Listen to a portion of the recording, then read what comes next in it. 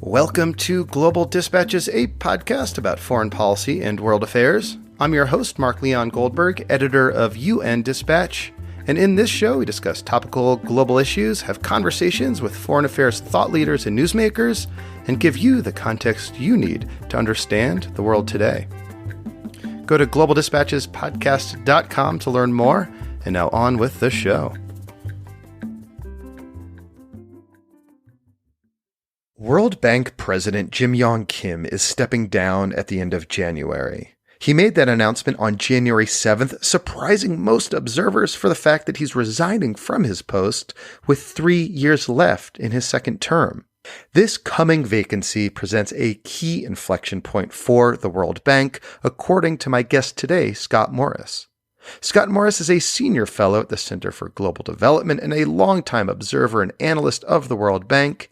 And in this conversation, we discuss Jim Kim's legacy at the bank and how his departure now sets the stage for a potential clash between the Trump administration and other governments over who will next lead the bank.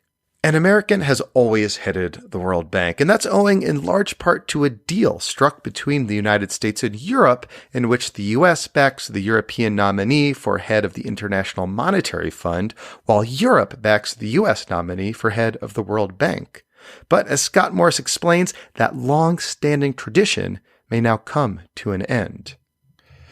This is obviously a very timely conversation. We kick off discussing the impact that Jim Kim made as head of the World Bank since 2012, and then preview the coming drama at the World Bank over his succession. Quick note before we begin, big thank you to everyone who has become a premium subscriber to the show. Thank you so much for supporting the show and earning rewards for yourself in the process. You can learn more about our premium subscriber club by going to globaldispatchespodcast.com. And now here is my conversation with Scott Morris of the Center for Global Development.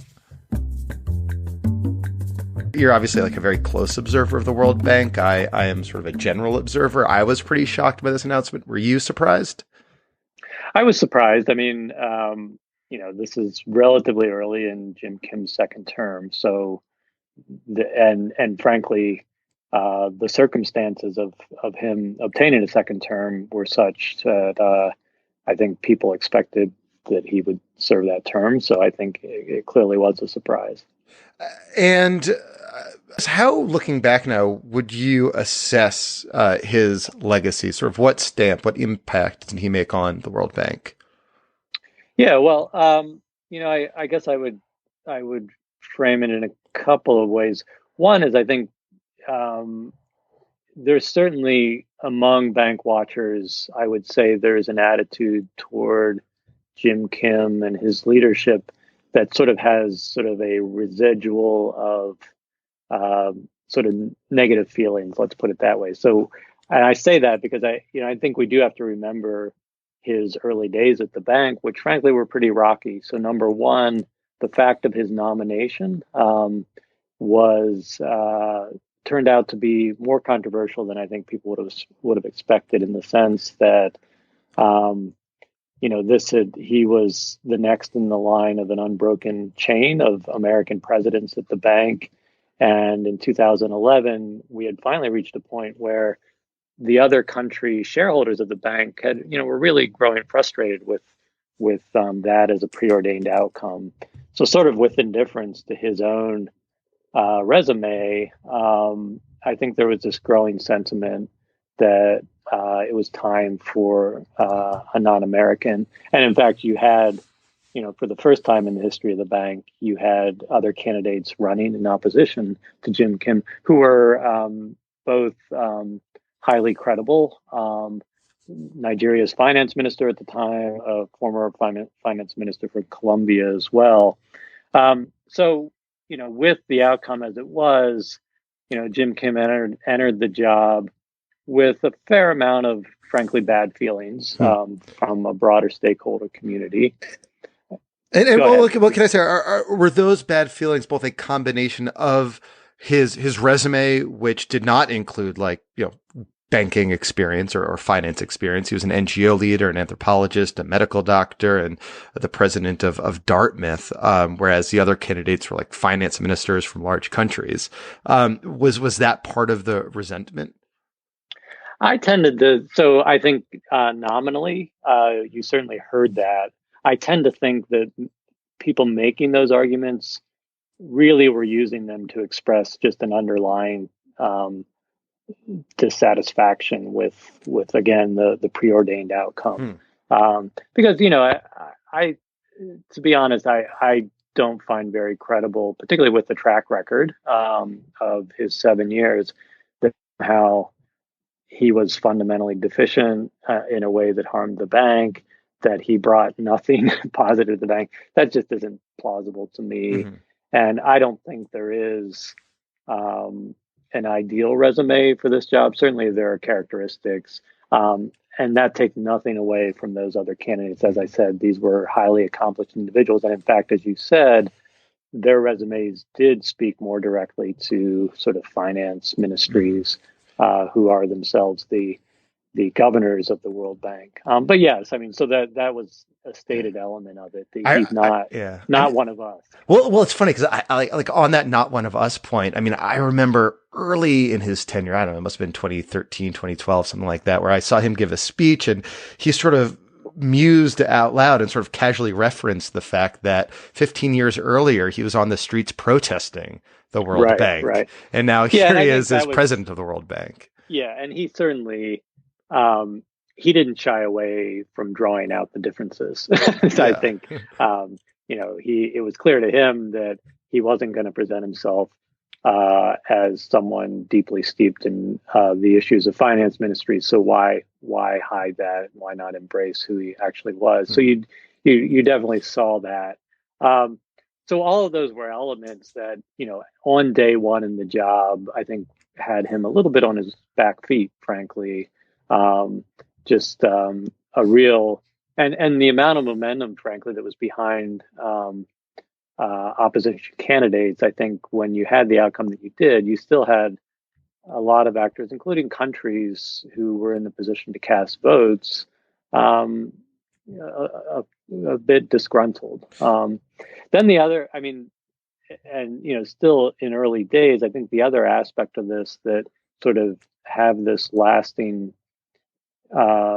negative image of Dr. Kim is, he made a choice to prioritize an internal reorganization of the World Bank, and to do so in parallel with a series of cost-cutting measures, all of which, particularly in combination, were just certainly deeply unpopular, but also anxiety producing within the institution. Yeah, like those bureaucratic organization chart reshuffles never really sit well with entrenched bureaucracies, I have to imagine. And they sort of, rebelled against that.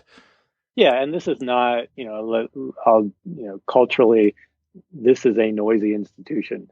Employees, there's, I think so they will express themselves if they feel that they are being harmed or there's harm being done to the institution. So I think we lived through, the first 2-3 years of Jim's tenure was grappling with trying to carry forward those changes and the backlash against that.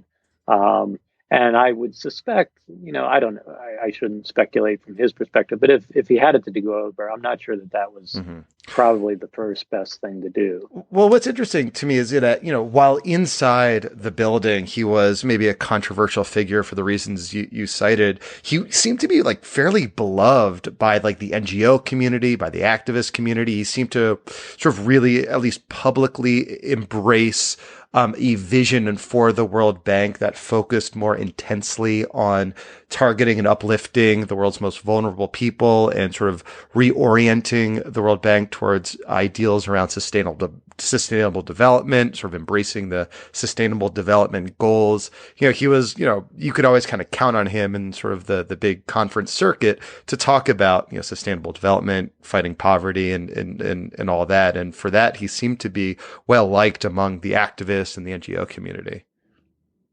Yeah, I think that's fair. I think then you sort of have to ask whether that rhetoric translated into some reorientation of the institution or change in sort of the strategy, the character of the institution. Did And I it? would say, well, I think, my view, if we carry this forward to where we are today, where the bank is today compared to where it started with under Jim Kim's tenure, I mean, I would point to a couple of measures that I like because I think they're a bit more concrete than just sort of impressions of how he's viewed. Hmm. Number one, this is a That's why I have really, you on the show. yeah, I'm giving you my impressions. You tell me if they're yeah, correct or not. Yeah. yeah. Well, so the World Bank today is a larger institution than it was when Jim Kim started. And that's not due to any one thing, but it is a series of measures that shareholders have taken along the way that have made it a bigger institution financially. Most notably, just last year, the agreement on a capital increase for the bank, which, frankly, was not expected. I think certainly the conventional wisdom would have been at the time that why on earth would the Trump administration, the anti-multilateralists there, ever support more money for this bank, which, by the way, is lending a lot of it to countries like China. And yet, the bank pulled that off. And, I think it's fair to personalize that and say Jim Kim pulled that off. I mean, somehow he made enough of his relationship with the people in the Trump administration to make them comfortable with this. And it does significantly expand the resources of the institution. He's had sort of other successful fundraising rounds in his tenure. And all of it adds up, as I said, to just a bigger footprint for the bank. I would say more importantly than that, though, is an agenda that is attached to that financing that is also more expansive in sort of the array of issues that the bank is addressing and the scale at which they're addressing them. And I think certainly at the top of the list, we have to look at their role on the climate agenda. This is, again, through deliberate action on the part of bank leadership, this is now really sort of at the forefront of the bank's activities. It's a very large part of what they do in the name of development is to address the effects of climate change. Can you give like You know, one I, example of that? Just kind of make so it I think, concrete for listeners. Yeah. well, I mean, at the project level, it really means saying no to certain things and saying yes to other things more often. So saying no to carbon, certainly coal projects, just ruling them out flatly. And, when Jim Kim came into office, that remained a very controversial stance to take. That you should take an energy option off the table for countries that have energy needs. But they did carry through with that, and you don't see coal financing at the World Bank anymore. And in some ways, that's pretty extraordinary. But I think more meaningful is just devoting more of the bank's financing to clean energy and to types of infrastructure that are more climate friendly. Doing infrastructure in a way that's more climate friendly. And then, I think, again, to a surprising degree, if you look at that capital increase last year, which the Trump administration supported, it came with very explicit new commitments on climate finance. They raised their targets for their overall lending portfolio even higher for climate friendly projects. And, again, somehow the Trump folks just needed to swallow hard on that and accept it. That's the apparent reality, given what the outcome was. So that's there's no question that agenda for the bank looks different today than it did 7-8 years ago. And in my mind, it's certainly a move in the right direction. But it's also, as I said, there are an array of sort of arenas in which the bank is visible now. You look at the bank sort of moving fairly quickly to respond to the refugee crises. In ways as an institution, it has not. We tended to view crises as humanitarian crises, and there are a set of humanitarian actors. that respond. And, again, during Jim Kim's time, you saw this evolution in thinking toward identifying a role for the bank in particular. Now, Like Ebola is another good example. and that's right, Yeah, they pandemic responded. response. That's interesting. Yeah, so prior to Kim, they really didn't do much in the humanitarian field in terms of Yeah. response. But that's interesting. I hadn't really And, sort of and put that together. and I would say that's, I think it's complicated, frankly. Do I offer those as clear evidence of positive steps? I don't know. I Mm-hmm. think to some degree there was a sort of a conceptual case that was made, and I think he was part of making it for his institution, that there's sort of a nexus of humanitarian and development issues that the bank needs to, address. That, for example, with refugee camps, the fact that these are not, 1-2 year stays for refugees, they can be in the decades. Well, on that time horizon, you are talking about development issues. Yeah. It's not all short-term crisis response. So So there was a clear rationale that was offered that made the case for the bank. The more, frankly, a more cynical view of that is, the bank stepped in because financing was not forthcoming from other channels.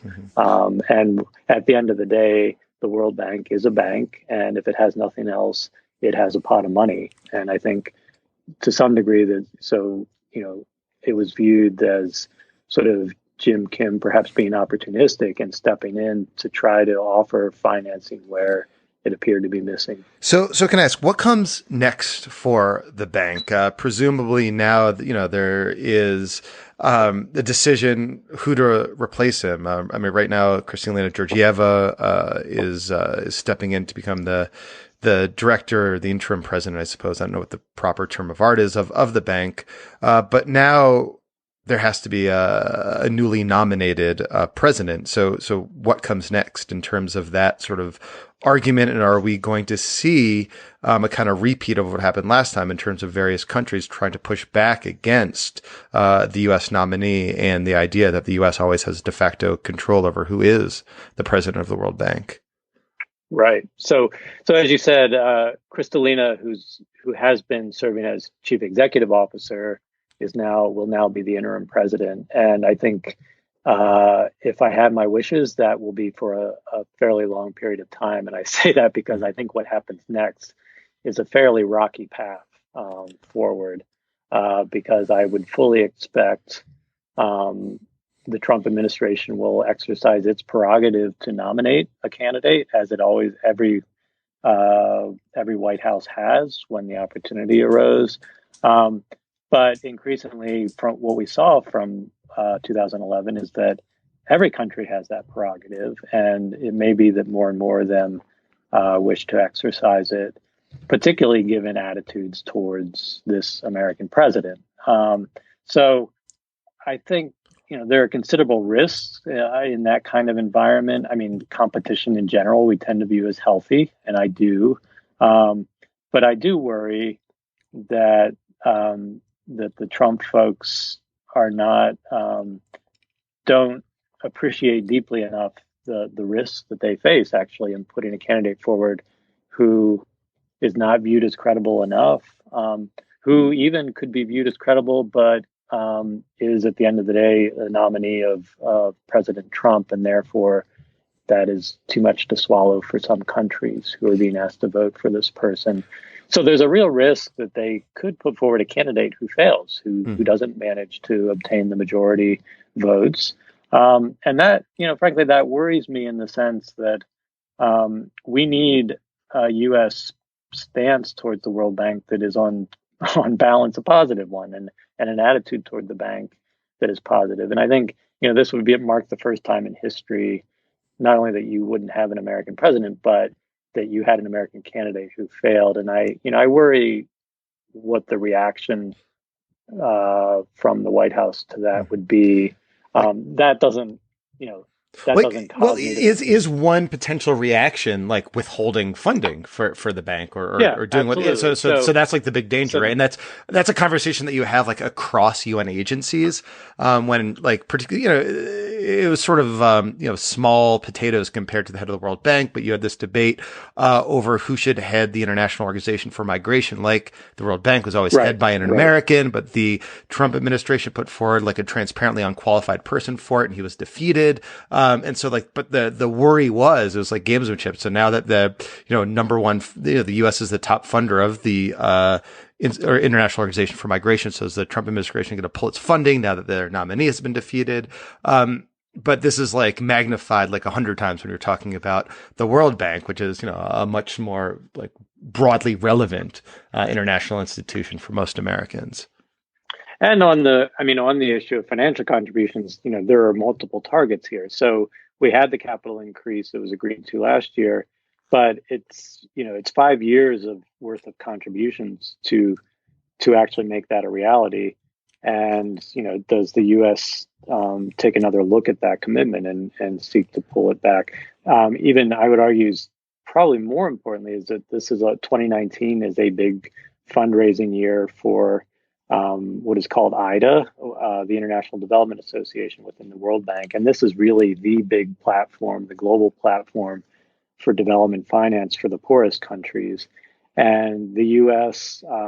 Cumulatively is the largest donor. If you look at the full history, it is no longer the largest donor today, but it remains just a critically important contributor to that replenishment process, on the order of $3 to up as much as $4 billion of a commitment. And that hasn't been made yet. That'll happen later this year, and I think people will be sort of sensitive to the implications of that fundraising, depending on how this selection process goes. So there's certainly points of leverage. It's not to say that other countries don't have that kind of leverage as well. The UK actually has emerged as the largest donor to IDA. So I think they can use that too if they decided they wanted to be in a different place from the U.S. on this presidential selection. I mean, isn't there this like unspoken, or maybe it's like spoken agreement between the United States and Europe that, the Europeans will back the U.S. nominee for World Bank if the U.S. backs the nominee for the International Monetary Fund? So fundamentally, that's kind of what this is really about at the end of the day. And it continued to be about in 2011 is that this so-called duopoly still held, that you had the largest European countries in terms of shareholding at the World Bank continued to hold to an understanding that they were going to offer their support for the American nominee at the bank with an expectation that the U.S. would support a European candidate at the fund. And therefore, we have Jim Kim and Christine Lagarde. But even at that time, for those of us who were involved in these processes, it was clear that understanding was fraying. And I will say that I left that experience working on Jim Kim's candidacy convinced that the next time this came up, there was absolutely no guarantee that even the most qualified American candidate could be viewed as preordained. But does the and US... I think that is because Sorry, go ahead. Both sides of that understanding are no longer so keen on it. And again, at the time, I think speaking from the U.S. perspective, it wasn't so clear to us that it was so important to retain this prerogative at the bank that we were completely indifferent to who was appointed at the fund. And of course, and it helped a lot, frankly, that Christine Lagarde was the candidate. She's very widely respected and all that. But I think there was already some degree of resentment that, why should we sign ourselves on to accepting whomever these European countries put forward? We don't. We're the United States. We shouldn't bind ourselves that way. So I think, so look at the situation today and the state of the relationships that this White House has with the countries we're talking about: Germany, France, the UK.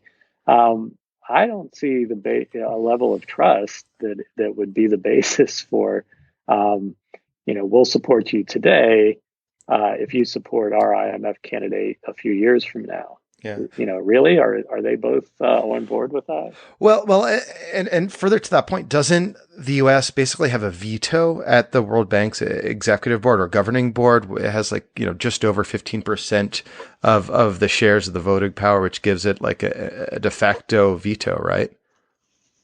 No, in fact, that's often misunderstood. This is not a veto level decision. It's the decision to appoint a president is a simple majority of the board, and therefore that 16% isn't all that impressive. Okay.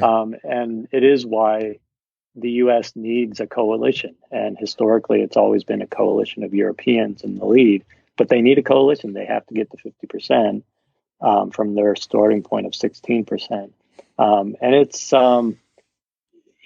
it's not even in any environment where you have a competitive race, multiple candidates, it is a very complicated endeavor. Mm-hmm. And looking at it practically speaking, it involves things like in a very short period of time, a matter of a few weeks, you have to get your candidate on airplanes 24/7, visiting all the capitals that need to be visited. And you have to build that sort of voting coalition and figure out what's going to work. And you have sort of a whole team of officials who are on the phones constantly talking to counterparts, gauging where they are. All of that is a part of this process if they're going to be successful. So just to wrap up, what are you looking out for next in terms of how this kind of drama will unfold? What are the next moves? Yeah. Yeah, sure. So I think there's a key first step is that I'm watching to see any official announcement from the World Bank board about a timeline. Because that speaks to how countries are positioning themselves, and particularly the U.S. Do they want this to move quickly because they already have a candidate in mind, or do they need time to figure out a candidate? Are they worried that other countries want to move quickly with their own candidates? So I think there's some jockeying going on right now, testing of the waters to figure out when do we formally pull the trigger on this process. And then, once that happens, then, the doors open and candidates can enter and we'll see. I won't speculate on names actually, but there certainly are credible people out there who would be politically attractive to various coalitions, and we'll see. One of the interesting things about the rules is you don't have to be nominated by your own country. Any member country can nominate any individual, except they can't nominate their own executive directors of the board. Well, Scott, thank you so much for your time. This was very helpful and timely. Okay, my pleasure. All right. Thank you all for listening. Thank you to Scott Morris. That was very helpful, very timely. And yeah, we'll see how this all plays out over the coming weeks and months. As always, a big thank you to the Global Development Institute at the University of Manchester for being an ongoing content partner with this show. And we have a few episodes coming up in the coming weeks from that content partnership, so stay tuned. I will see you next time. Bye.